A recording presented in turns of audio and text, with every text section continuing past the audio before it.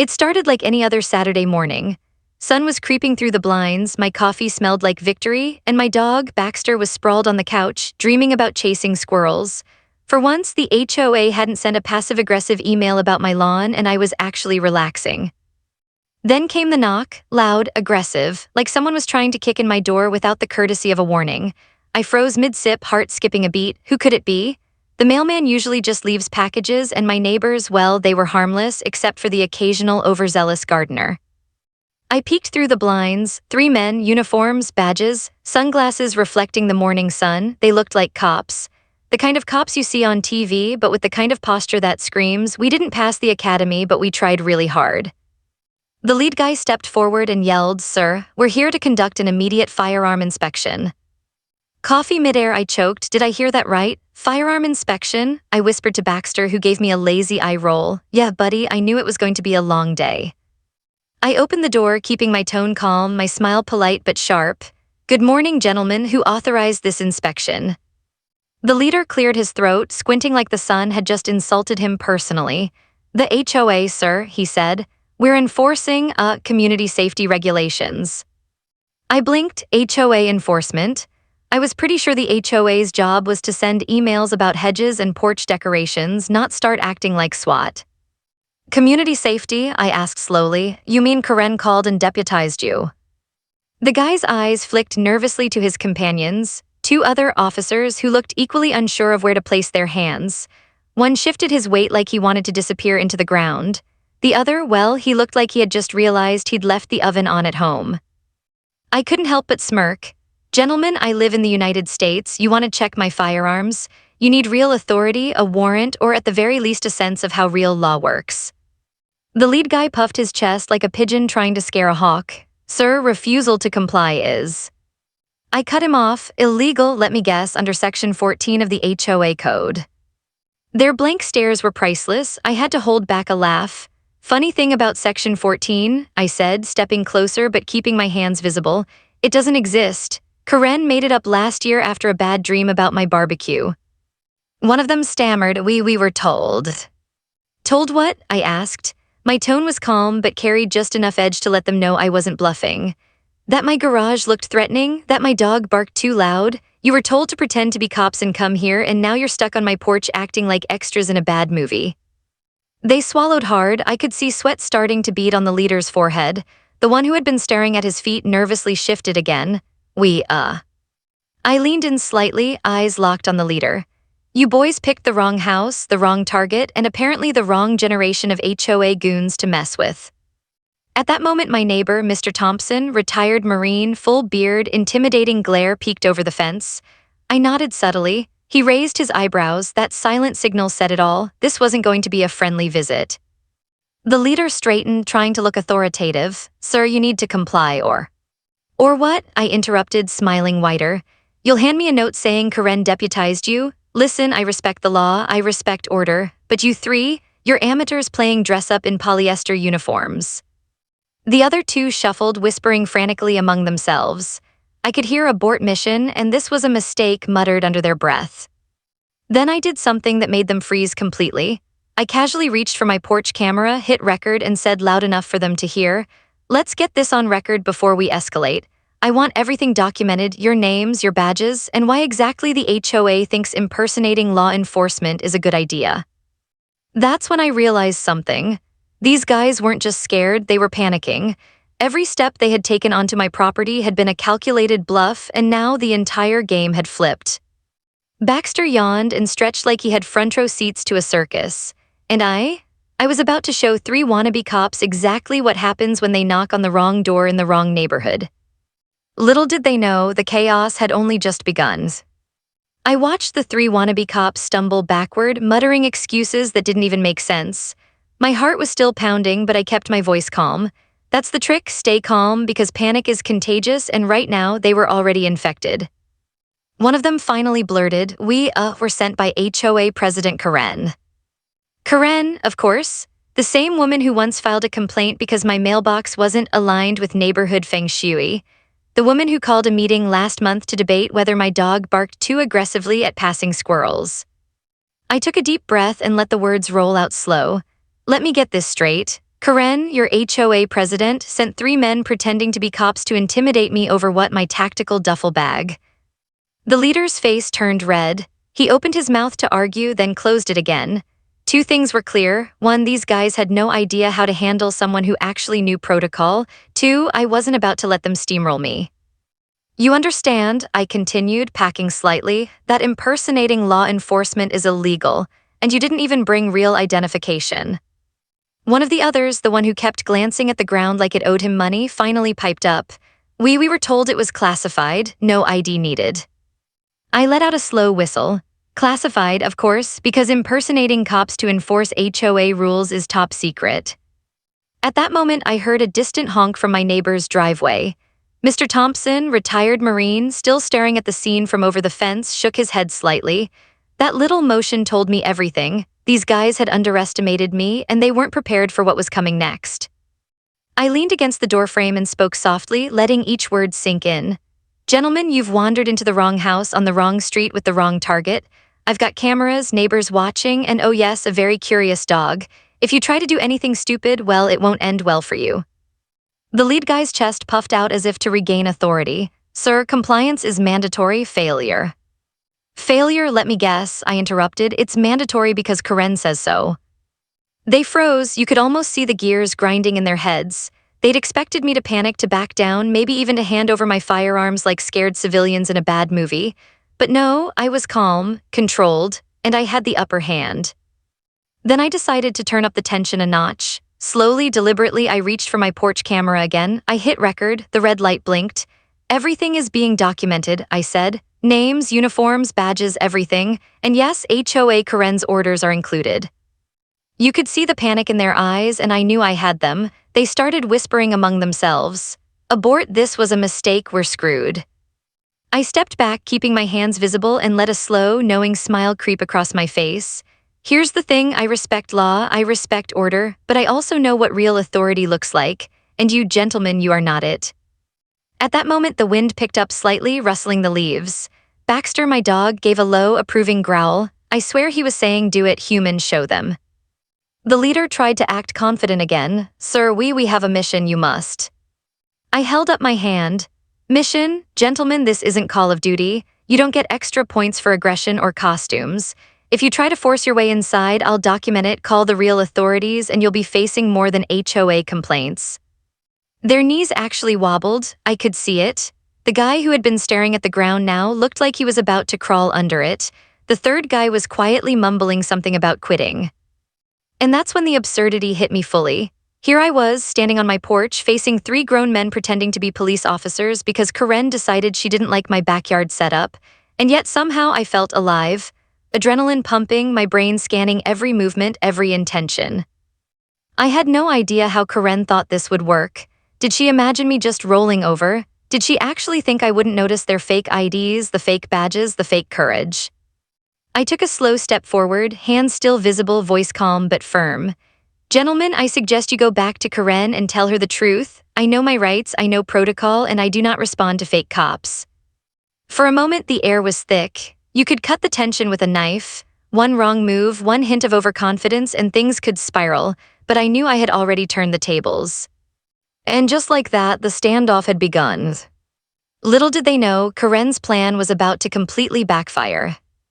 By now, the 3 HOA cops were sweating bullets. I could see it in the way their hands shook slightly, in the nervous shifting of their feet, in the way the leader kept glancing at his companions like he was silently begging for a lifeline. I wasn't about to make this easy for them.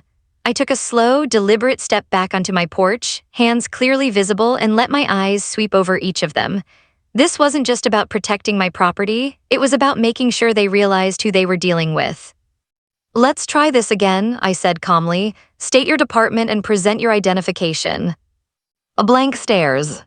No badges, no IDs, no authority, just polyester uniforms and fake bravado. The leader swallowed hard. We are HOA security enforcement. I raised an eyebrow, pretending to consider it seriously. HOA security enforcement, right, and how long have you been serving? He hesitated. A week. I couldn't help it, I let out a quiet chuckle. A week, impressive, and here I thought law enforcement required actual training.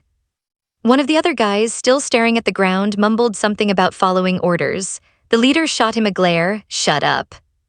I smiled, slowly, deliberately. Following orders, that's a classic excuse, isn't it? You do realize that doesn't make impersonating an officer legal, right? Their panic was growing, subtle but obvious. You know that feeling when someone is about to crumble and you're just waiting for the first crack? That's exactly where I was.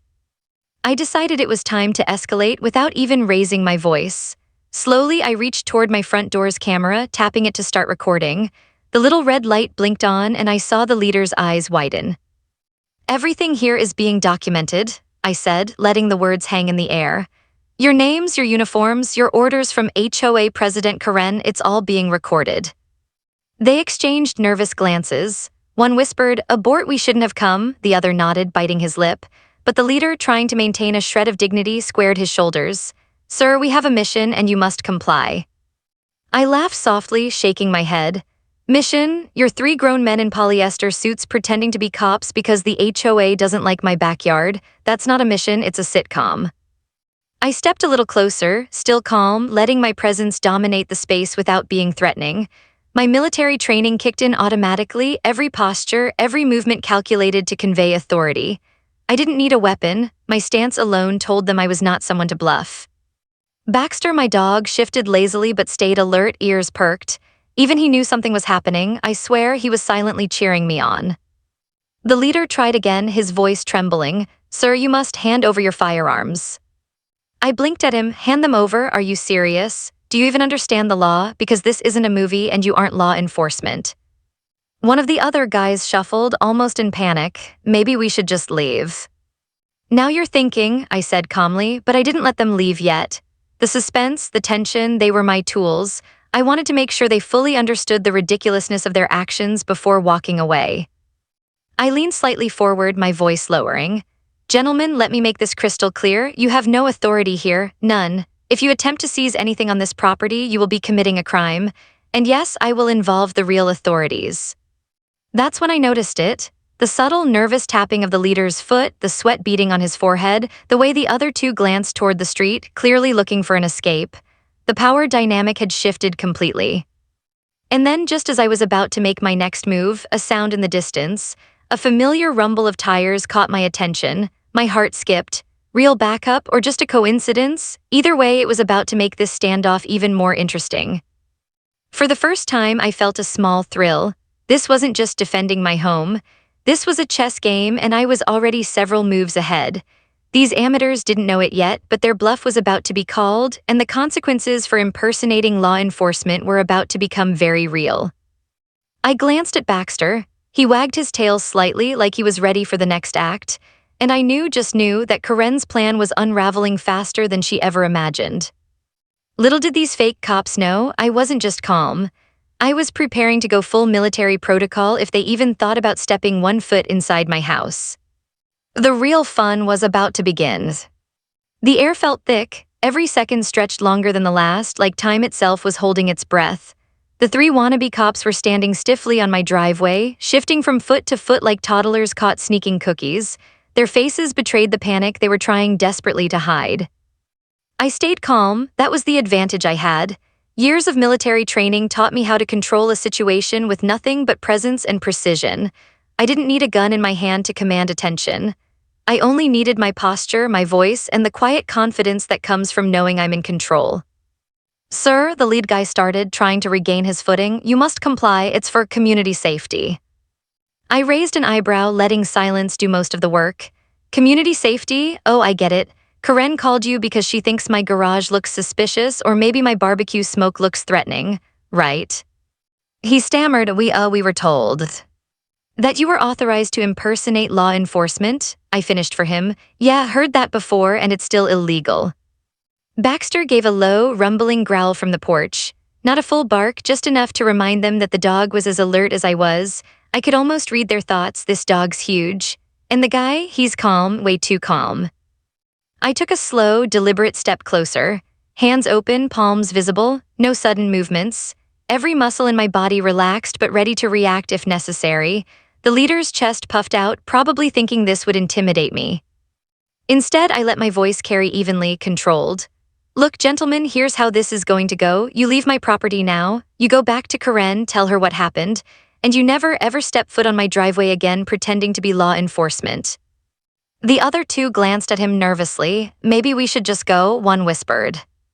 I shook my head.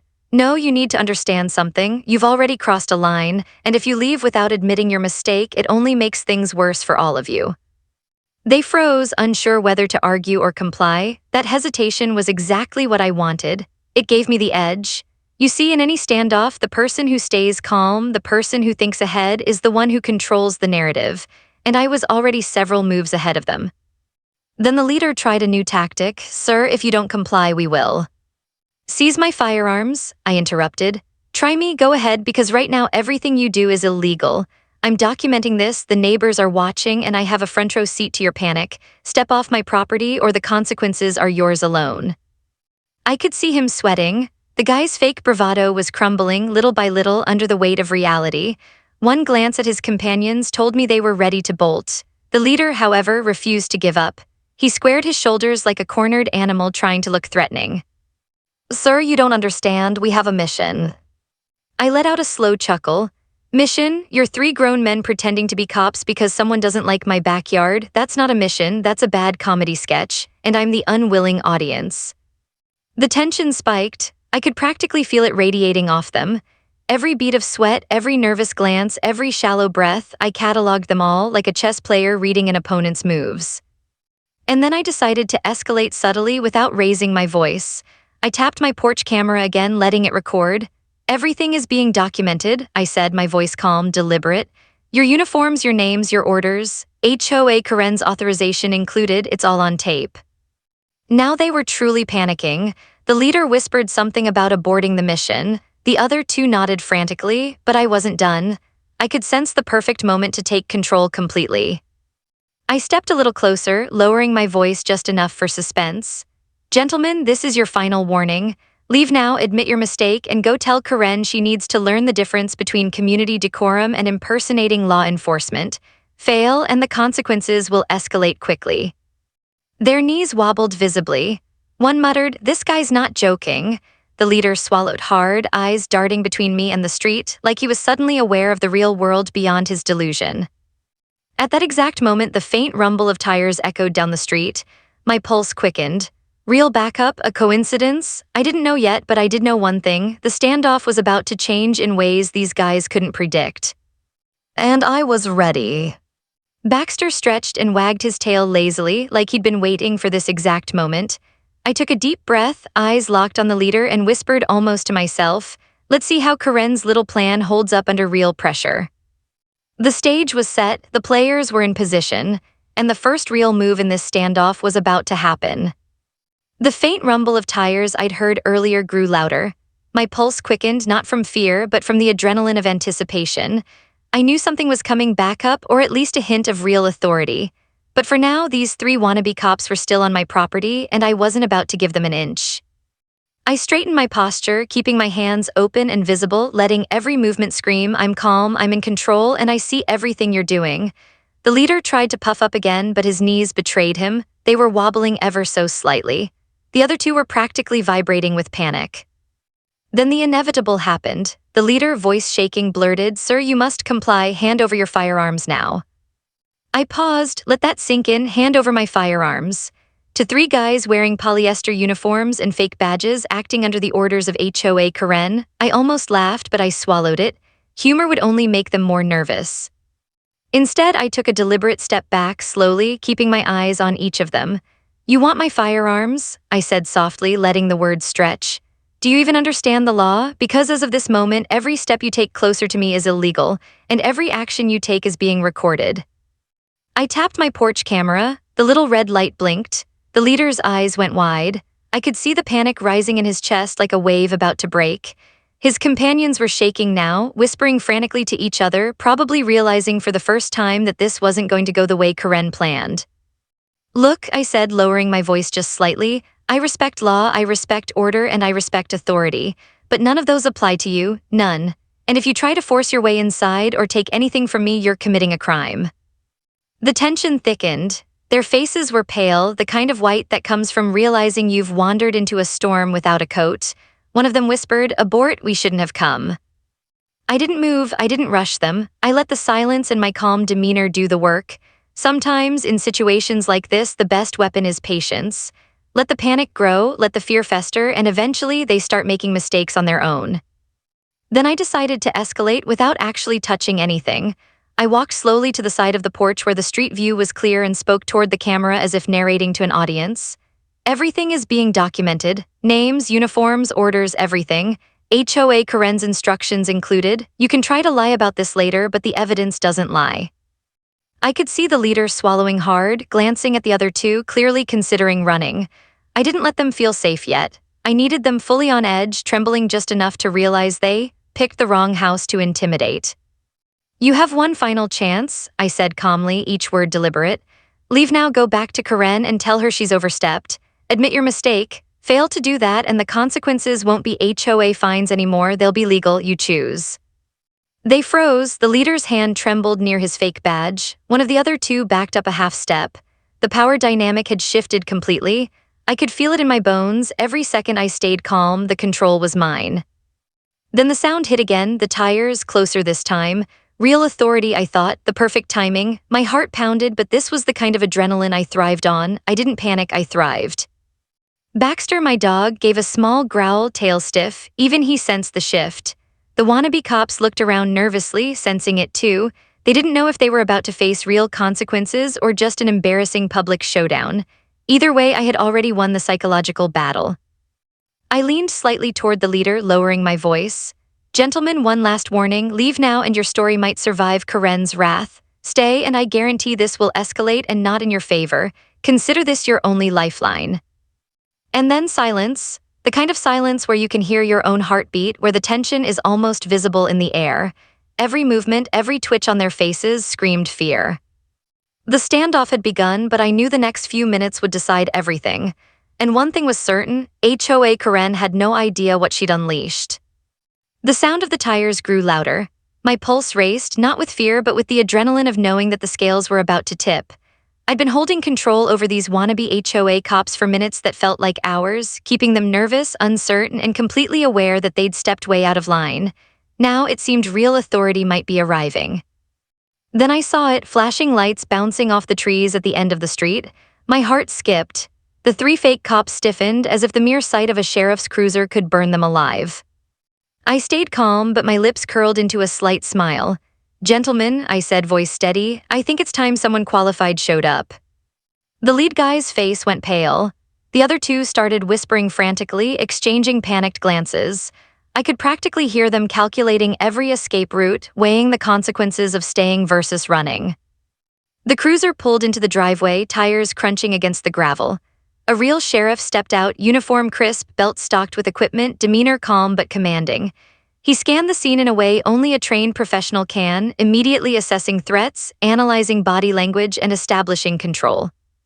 He looked at me briefly, then at the three fake officers. His eyebrows shot up in a mix of surprise and disbelief. "What exactly is going on here?" The leader tried to respond. "Sir, we were conducting." "Conducting what?" the sheriff interrupted, voice low but authoritative. "You're not law enforcement, you have no identification, no badge, no jurisdiction. What are you doing on this property?" The three shuffled uncomfortably. One of them muttered something about Karen's orders. The sheriff raised an eyebrow. "Karen's orders? You mean the HOA president?" I nodded subtly. "Yes, sir. HOA President Karen apparently thought deputizing amateur actors would help with community safety."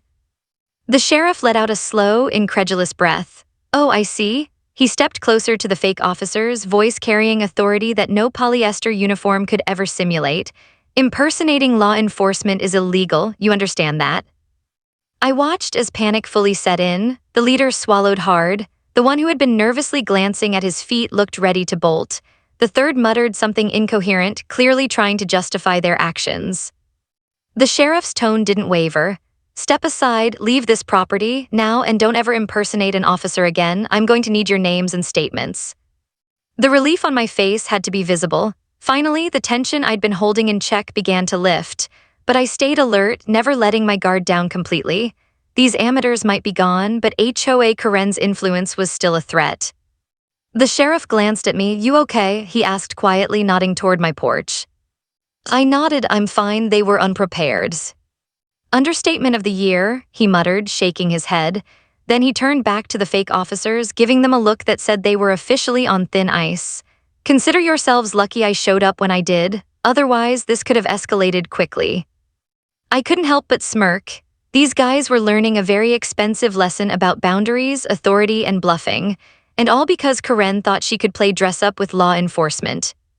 Baxter let out a lazy yawn but remained alert, tail swishing as if acknowledging victory. The wannabe cops were now officially cowering under real scrutiny, their fake bravado completely stripped away. The sheriff walked over to me, a quiet grin tugging at the corner of his mouth. "You know," he said, "I've dealt with some weird HOA disputes, but this takes the cake." I chuckled. "Yeah, Karen's creative like that. She thinks tactical duffel bags and legal firearms are existential threats to the neighborhood." He shook his head, laughing quietly. "Well, you handled it well, calm, measured, and documented. That's the right approach. You didn't escalate and you protected yourself perfectly. Now it's up to us to handle the rest." The fake cops finally started backing toward their vehicle, mumbling apologies, muttering about miscommunication, and glancing nervously at me as if I were some tactical nightmare come to life. I let them leave, savoring every moment of their retreat, and as the cruiser rolled away, lights off now, I realized that the chaos wasn't over yet. HOA Karen's ego was still out there somewhere, and she would undoubtedly want an explanation. But for now, the first round was mine.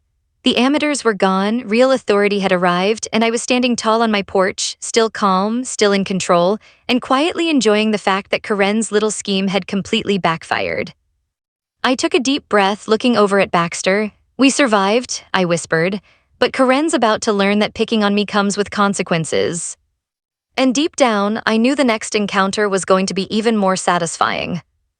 It didn't take long for Karen to show up. Heels clicking against the sidewalk like tiny gavel strikes, her pink power suit impeccable, sunglasses perched on the edge of her nose.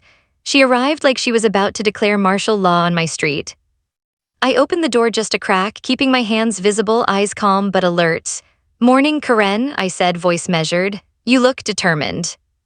Her face turned red instantly. Determined that you're endangering our community, those firearms, your military-style gear, this is unacceptable." I sighed, inwardly amused. I'd been through enough military protocol to know exactly how to handle confrontational types, especially ones who overestimate their own authority. "Karen," I said calmly, "you've already sent 3 people here pretending to be law enforcement. They had no badges, no IDs, no legal authority. That's a violation of law, not just HOA rules. And they were terrified, by the way, did you know that?" Her jaw tightened. "They were following my orders, community safety." "Community safety doesn't mean impersonating cops and showing up on someone's porch," I interrupted, letting each word hit like a hammer. "You've overstepped every boundary legally possible, and it's documented. Cameras, neighbors, everything, it's all recorded." Karen's face paled. The sunglasses weren't enough to hide the panic creeping in around her eyes. I could almost hear the gears turning in her head. How did this go so wrong? The neighbors had started gathering discreetly on their porches, drawn by the drama. I could feel their eyes on Karen, silently judging her attempt at power. That only made her more flustered. I don't care about recordings," she spat. "You must comply, you." "Wait," I said, cutting her off, stepping forward slightly to assert calm dominance. "You've tried intimidation, you've used fake cops, and you've made threats. All of it documented, all of it illegal, and all of it publicly humiliating for you. You need to stop and admit it." Her face shifted from anger to disbelief to panic in about 5 seconds flat. She opened her mouth to argue, but the words died in her throat when she realized how many witnesses were silently judging her. I let the silence stretch. Tension hung like a heavy curtain. Karen's confidence, built on HOA emails and neighborhood power trips, was collapsing under the weight of reality. Finally, she sputtered, I just... "You just what?" I asked, voice calm but firm.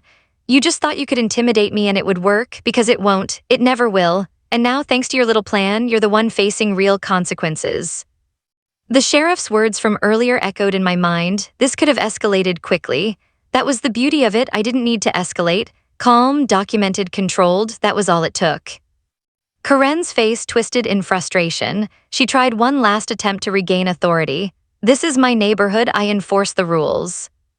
I smiled slightly. Rules are one thing, impersonating law enforcement is another, and you've crossed that line spectacularly. You've embarrassed yourself in front of neighbors, witnesses, and me. I suggest you leave before things get worse. Her face turned bright red. She looked around at the neighbors peeking over fences, the subtle smirks, the hidden cameras. Every ounce of her composure was slipping. Finally, she turned and stomped off, muttering under her breath about next time and authorities and who knows what else. But the real victory was in the silent acknowledgement that her plan had completely failed. I closed the door slowly, taking a deep breath. Baxter jumped up beside me, tail wagging, as if he knew we'd survived another HOA battle. I leaned against the doorframe and allowed myself a small laugh. Karen had tried intimidation, manipulation, and fear, and yet here we were standing, calm, victorious, and entirely unscathed. The neighbors would talk about this one for months. Stories of the fake HOA cops, the standoff, the calm homeowner who didn't flinch. These stories would echo down the street every time Karen tried to assert control. And I realized something important.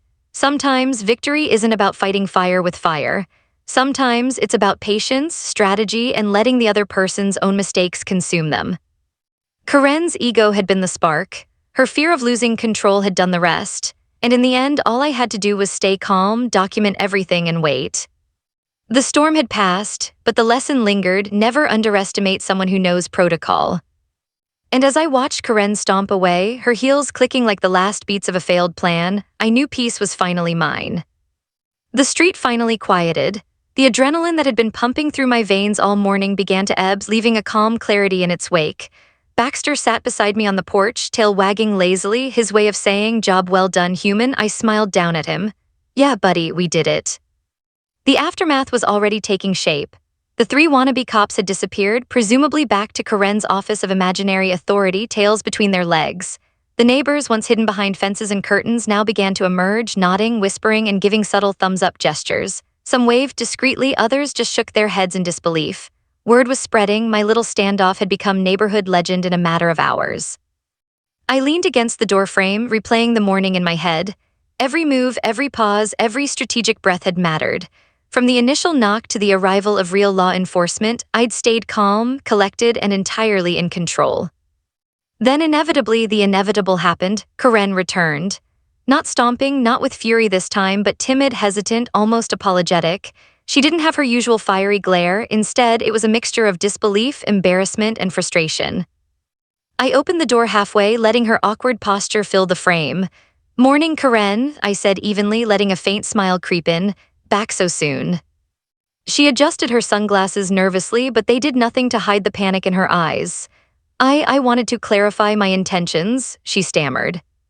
I raised an eyebrow. "Clarify? Let me guess, you're going to send more pretend cops." Her jaw dropped slightly. "No, I just..." I held up my hand. "Save it, we both know your plan failed spectacularly. No need for further humiliation. Consider today a lesson in boundaries, legality, and common sense." She looked like she wanted to argue, but the gathered neighbors, many now watching with amusement, made her stop mid-sentence. The smirks, the subtle head shakes, the whispered conversations, they were all silently judging her, and I could tell she understood finally that she'd lost this battle. I let the silence stretch, let her stew in the quiet realization of defeat. Victory doesn't always need loud celebrations. Sometimes it's about letting your opponent confront their own failure.